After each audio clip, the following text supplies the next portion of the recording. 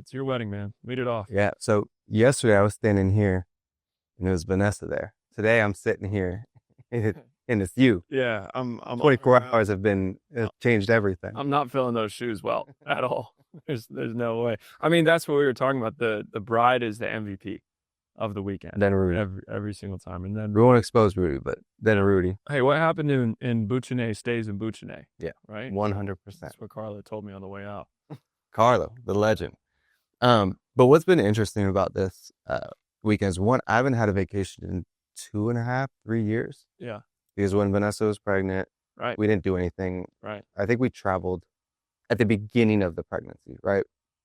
And then after she got real pregnant, as in just like belly is bigger, we didn't do any traveling. Then with Zara, we've traveled, but it's all been work travel. So this is the first time I fully disconnect. Yeah. And I'm sure you're the same where like anytime you fully disconnect, you start thinking about, okay, I actually have some time to think about 100%. my business and what I'm doing and what I want to do. And it's hard not to think about those things also when you're in Italy and you're walking and you see all these like happy people and you're like, Not working. yeah, what are you doing differently than I could not agree more. Everyone, dude, is as jolly as it gets, making like $3.75 an hour. Yeah. I mean $3.70. 300, yeah, Not $3.75. So I've been thinking about that.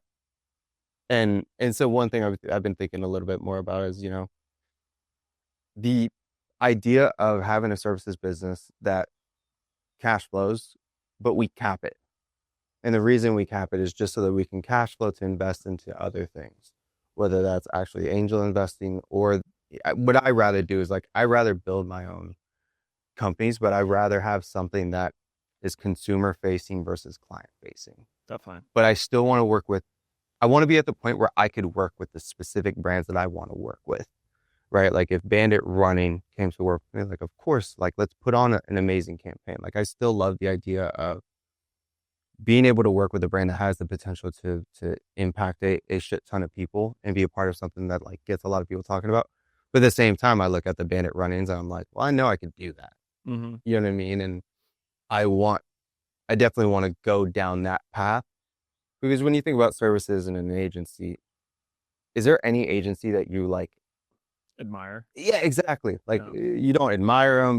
They're never doing anything on like a cool merch side. They're never doing anything community based. They're never the cool brand you look up to. They're always consumer brands. Even when they are, it feels like they're trying too hard because it's like it's for a different audience. If it's for B2B, it's always going to have a little less soul and less meaning.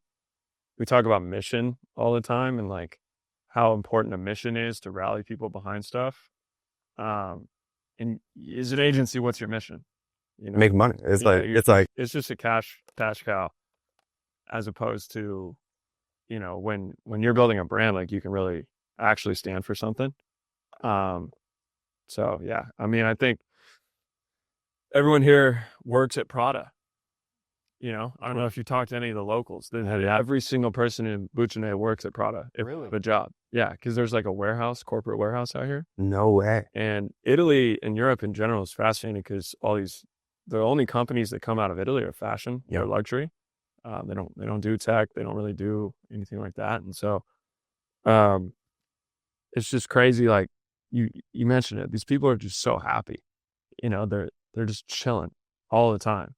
And I feel like America is so hustle oriented, and that's why agencies even exist over there. It's like, it's just a hustle 24/7. You're never turned off. And then the funny thing is we always talk about coming here to vacation. Yeah. Right. And it's like, well, you could also live that lifestyle. The thing that got me today was your taxi driver. Is it Carlo or Carlo? Carlo. So legendary. Yeah. Or is 5'3", 77 years old, and has more energy than anyone I've ever met. 77? Yes. Full of energy. Wow. 77. Yeah. What you talked about his wife, bro? Crazy. Like just so pure. I love that. That's like amazing. My Sally. Oh, that's awesome. Yeah. So we went to a cafe, right? I told you this, but we went to a cafe. We're in line, random cafe in the middle of downtown. I look back, Carlo's right behind us in line. I was like, Carlo. He's like, hey, like all excited. Yeah. But I was like, hey, can you order us? We didn't know how to talk to the cashier. I was like, hey, can you order us coffee? I was like, can you order us coffee to go? He's like, why to go? Sit down, enjoy. Yes. And I was like, oh, like we can't, like she has a train to catch. Like we have to go do things. Like, no, sit down and enjoy the coffee. Yeah. You have to sit down and enjoy the coffee. I was like, we can't, Carlo. He's like, mistake. And I'm like, Yeah. it's true. Like, why not just sit down and enjoy coffee for 5 minutes? Right. 10 minutes. And so again, yeah, like those are some of the things I'm he did the same thing thinking about a little bit. He we got a cappuccino, and I fully thought we were just gonna, take it to go, and it comes out hot in a cup. I'm like, all right, well, I guess I'm sitting down. Meanwhile, funniest thing ever. So he is talking to a lady there, and it's a beautiful, older woman, and she's got her daughter there, and the daughter's picking out a cake, and it's just adorable scene, right? But afterwards, he kind of comes over to me. He's like, I got to tell you something. I got to tell you a story about her. And I'm like, oh my God, what's he going to say? So we get out there, we leave the cafe, and he just goes, that's Pablo Progresso's wife. I was like, who's Pablo Progresso? He hit the game-winning goal in 1983 in the Serie A. He pulled out the 1983 reference. That's crazy. For this guy. Crazy work right there. And he starts going on, and it's like the level of detail he knew about every single person that he was speaking on was crazy. He was telling me about the owners of the place I was staying at. He's like, he had one wife that was this, she was Danish, and then another wife that was this, and she was Italian. It's like, I guess all they do is just, yeah. I think they just chat 24/7 and probably get a lot of fulfillment out of it. Everybody seems fulfilled. I've been seeing all these coffee and chill, like the success of a lot of these coffee clubs, because we started with run clubs. Yeah. Run clubs are now getting surpassed for coffee clubs. Yeah. And there's just such a deep desire for people to like gather. Mm-hmm. And I do feel like we could create just such a sick community if we really wanted to. But it's hard when you're being 90 hours deep into 100% into growing. What would you start in an ideal world? Like, what would you create? A few things. Like I work so much in like the fitness and performance world with nearly every brand that we work with, that I'd want to do something there because I love the idea of actually being able to inspire people through the content. Yeah. Like, and I have if you went through my notes app, there are so many content ideas for a brand that like I want to do. And so I'll show it to you, but like I've had a clothing brand since 2000, like the IG has been alive since 2018, maybe 2017, if not earlier, that I've wanted to do and I haven't done. It always existed. And I'm glad I left the first post there so that like because I know people. Yeah. The lore. I know people think that like I would now do a streetwear brand or I would now do a clothing brand because of all the conversations we have. But if you look at it, it's literally been there since 2000. Same name, same idea, same concept, everything. Are you going to reveal it on the pod? Not on the pod. Okay. So but again, as these ideas. Your stance of, gatekeeper. I will. Like, let me get like when first. When it's ready. Yeah. And I won't gatekeep after that. I'll do the whole build in public thing. But then I see people like Marcus, and I really like what Marcus is doing with Minted. And I was at the train station coming from Tuscany over here, and I saw 3 people wearing Represent over here, and I was like, that's crazy. Mm-hmm. And then we got to here, and somebody was wearing a blue Represent hoodie, and I was like, that is crazy, a crazy idea to see someone all the way over here wearing a brand that I know and that I really like, and seeing someone do that, like that inspires me. Like that idea of like that brand obviously means something to that person to be in this small town and buy it. Yeah, it's data symbol for sure. So clothing, because because ever since I was a kid, anytime I trained, I always wanted to look a certain way. So clothing's one, and then I don't know if supplements is there's just, this would be like my Nike, the thing I love doing and I'd want to do for a very long time. But then I think there's also opportunities in supplements is more so what I'm Supplement's the easiest to build. Yeah. For There's sure. like a stick creatine is a big opportunity. I was having yeah, it is. I was having this. You should do it tomorrow, though. Yeah.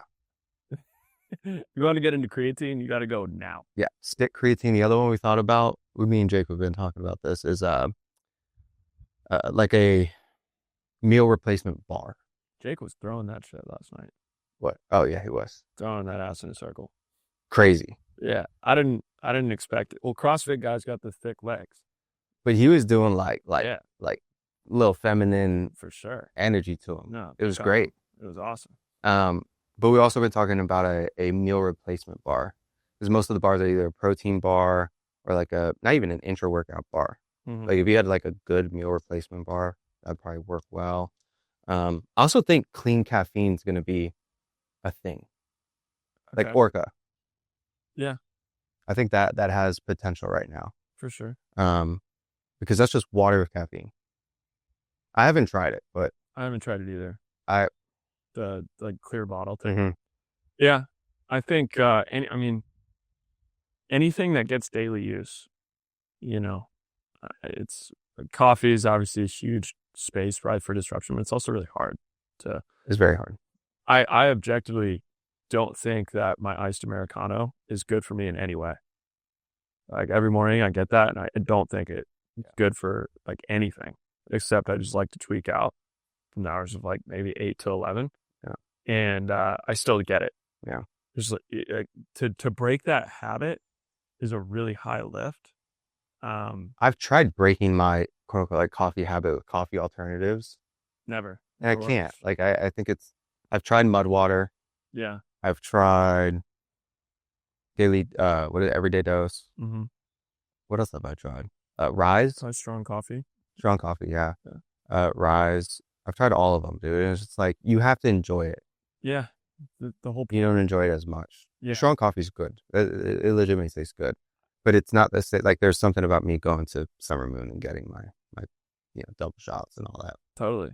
I think it's also you're fighting a behavior in addition to a product. Yeah. Like I like walking to the coffee shop. Yeah. Like when I think about it's so ingrained in me that when I think about getting a house, it's important that I could be able to walk to a coffee shop nearby me. Yeah. And I think grocery store too. Yeah. To be honest, I think I want to only be able to walk to get groceries as a luxury. But yeah, I think about any companies I want to start, I want them to be in that world, specifically in the fitness and performance world, because that's where I like to spend most of my time. Yeah.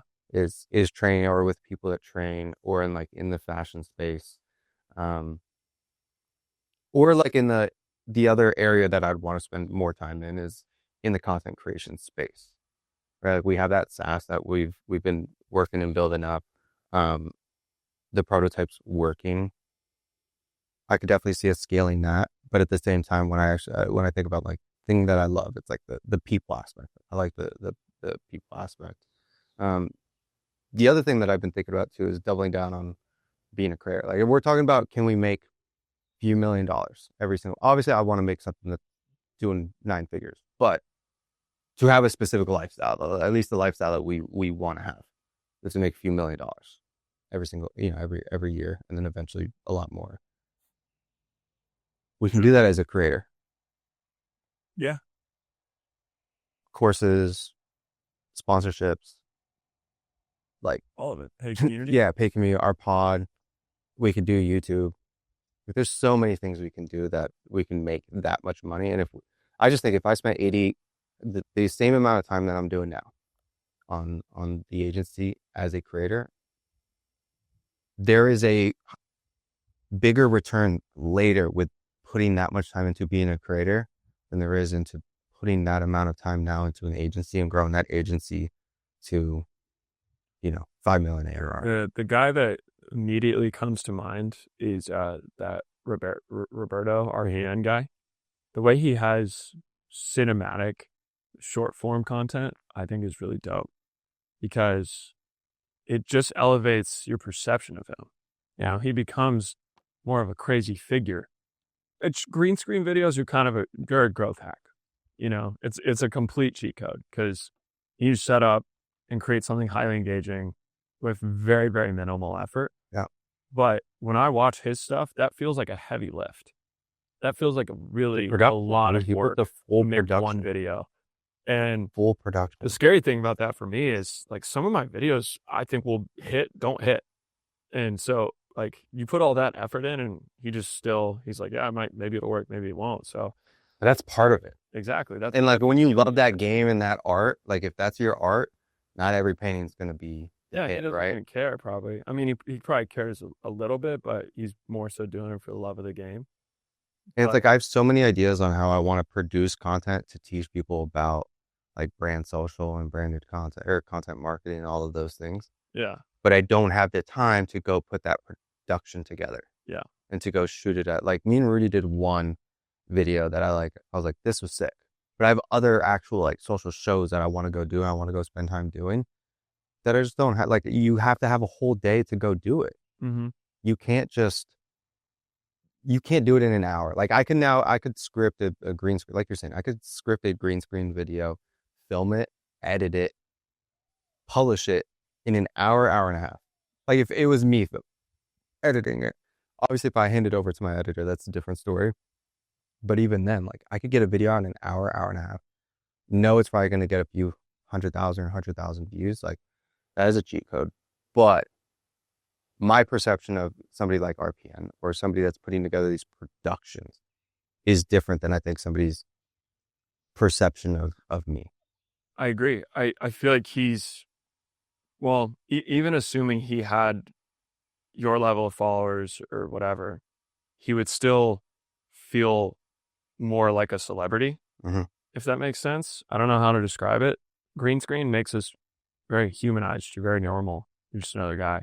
Yeah. But he's doing stuff that feels Hollywood level or just very, very high level production. And I guess he has like a sass or, because he's kind of more on the reporter and thought leader side. Yeah. I feel like he's kind of brings the news to you in a really cool way. Rather than taking a stance on it all the time, which is smart as well. I think that's how you get really big. There's nothing. It's crazy. Stephen A. Smith is looking at politics right now. Yeah. He went from sports to politics for a reason. ESPN pays him $20 million a year. It's crazy, and he's looking at politics. Yeah. As a way to make 50 to 100 a year, I guess. And so the reason I say that is just the general news market, because everything is all about what market are you in at the end of the day. Are you in a small market? When I was doing grind, dude, we were in the tiniest market ever. I looked it up. There's like roughly 400,000 individuals in the United States that could buy our product. It had to be parents. Grind was, for anyone that doesn't know, is a basketball shooting machine. And there was parents whose kids played basketball that were 7 to 18 and probably had decent disposable income. That was it. Small group. Really small. And so when you talk about, creatine sticks, every human could use that, right? Just with the right angle and education. That's the nice thing about supplements is you basically have a product that you can, create angles around to appeal to anybody. Dude, they're starting to make creatine for kids. Yeah. Exactly. I've been seeing it. Like it's like that market's huge, and now it's even more. I don't know if you know Dr. Gabrielle Lyons is. She's like a Huberman, but I've probably spliced her podcast clips before. Probably. Yeah. Taking a snippet. And she's been talking about how it's even more important for women to take creatine than men. Oh yeah. And it's like, so yeah, it's a huge market. I don't remember where I was going with this, so if you want to keep going. Yeah, it's just, well, when you talk about being a creator too, the RPN appeals to a huge market because it's AI news. Yes. And so what you would have to determine is what huge market do you want to go after? Because we were just talking about, I know you're going through this, I'm going through this, working with just really, really massive brands. And when there's such a difference between, and it's kind of cliche, everyone says, the $5,000 flyer or is another client more of a headache than the 50. Yeah. But it's really, really true. So true. No one talks about how much you have to deal with the $5,000 client to actually get to the 50. Yeah. Like you can't skip that step. You can't. It's really bad news for you. You know, and this helps you be so much better. Like the $5,000 client helps you become so much better. For sure. Because it makes you lock in your systems, your processes, your customer success, all of those things, because you're like, how do I make this person as happy as possible? Yeah. And then you feel very professional and ready for the next phase. But I'm working with a company right now, which was crazy because I was watching the T-Wolves game, T-Wolves Lakers, and I just saw the logo on the T-Wolves and I was like, oh shit, that's my client. It's called Aura. They're a digital security firm. And they're a jersey sponsor. That's crazy. They're that size, right? And I didn't even really, I mean, I knew, but, and it's just so seamless to work with them. It's so easy. They're so professional. The people that work there are so good at their job. Black Rifle is very similar. These very professional people. And yeah, that's really where you want to get to with the client services, in my opinion, is you want to have maybe 3 to 5 great, really big, easy to work with, like weekly check-in, easy deliverables clients that, because your impact goes farther. And you know, one thing that I think that you have done way better than me that have helped you get those type of clients has been repurposing all of your content to LinkedIn. Yes. I think a lot of those type of clients for you have come from LinkedIn. Yeah. LinkedIn has been really good actually for me. Yeah. Ironically enough, I've noticed it, when I'm posting on LinkedIn, my deal flow is better. But I'm not going viral on LinkedIn anymore. They're not juicing me anymore. I don't even think you're glad that I stopped posting every day. Holy shit. That is a big ass. Yo. That was a fucking. For the record, that thing was huge. I hope you don't even see that on the camera. Oh my God. Did you see that? The thing was huge. Okay. Yeah, LinkedIn. Don't see those on LinkedIn. You do not see those on LinkedIn. I mean, what was that, a beetle? I don't know what the fuck that was. Horns, dude. I think it was massive. Yeah, that's one thing I've done extremely bad. I don't repurpose a thing on LinkedIn, and I know I would get deal flow there. They need to make Twitter threads. They need to improve the type of post you can make. Yeah. The goated way to put out information is a Twitter thread because it's text, image, and video, right? Like when you can combine all of those things to create context and implant an idea in someone's head, it's by far the best. Agree. Versus LinkedIn is so incentivized to just do really, really, cringe thought leader type stuff because it's all like storytelling around failure pretty much. And if they could just add in like a new way to post, I think it would actually have a ton of legs. Agreed. Because they're in such a good position to take advantage of that because so many people, I think about this all the time, because people always ask me like, should I be on TikTok? When I was in the Florence airport, I saw several 70-year-old men on TikTok. So the answer is yes, your audience is there.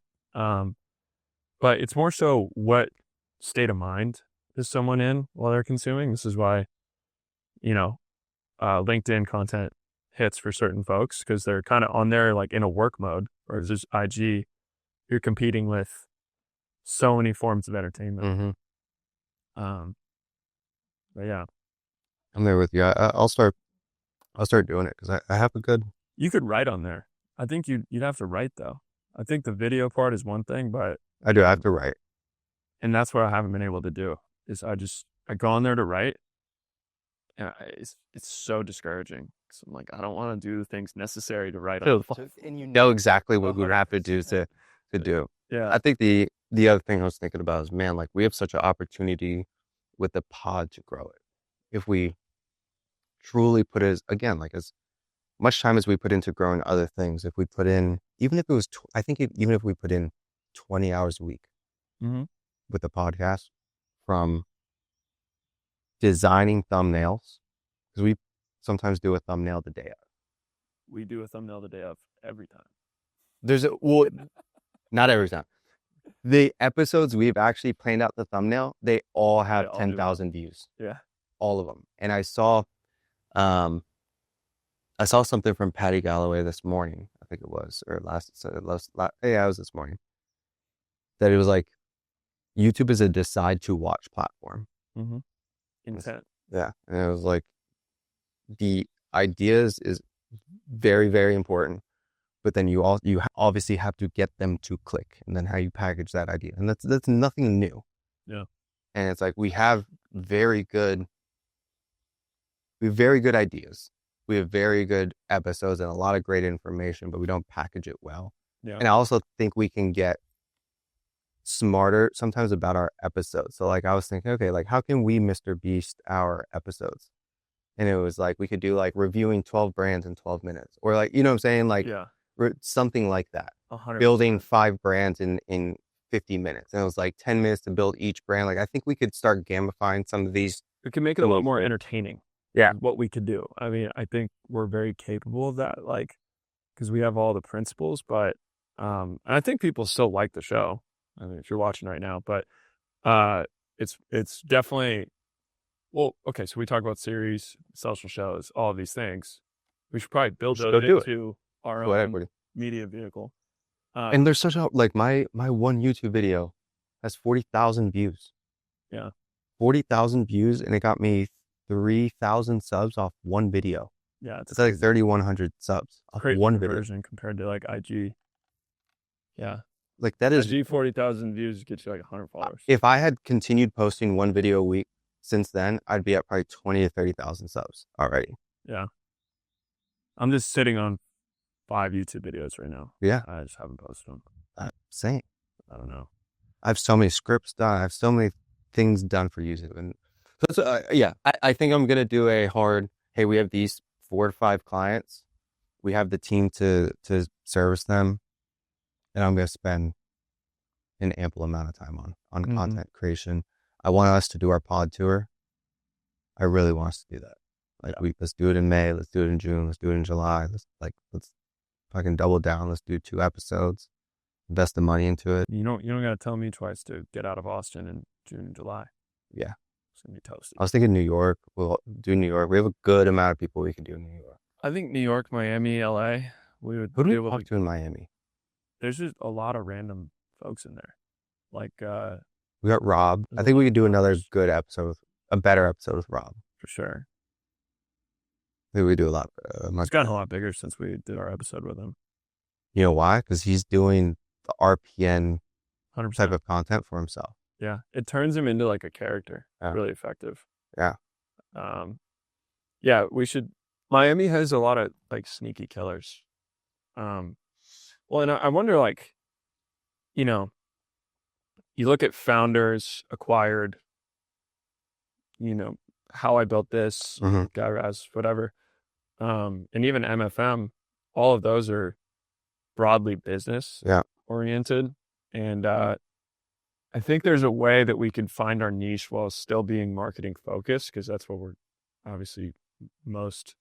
Could we not just be brand building? Yeah. Right? Like, it's business, but like positioned as, positioned. And I think people like to consume that just as much. Like, I don't know. The name connotates, you know, the come up.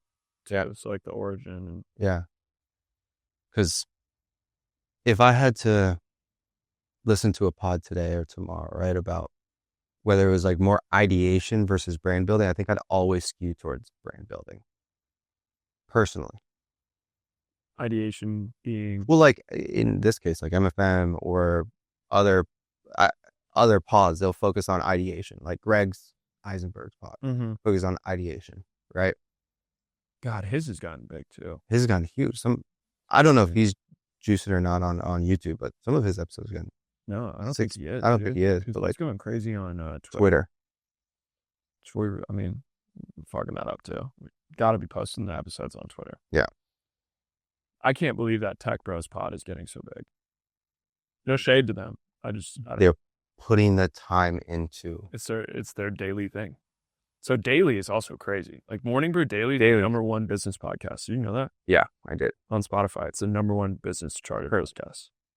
And like, no shade to them, but it's really not very entertaining. Well, we don't do a good job of distribution by any means. Distribution and packaging. Yeah. But like I'm seeing Jordan, Ashwin, and Oren, like they're doing a good job of distributing their pod.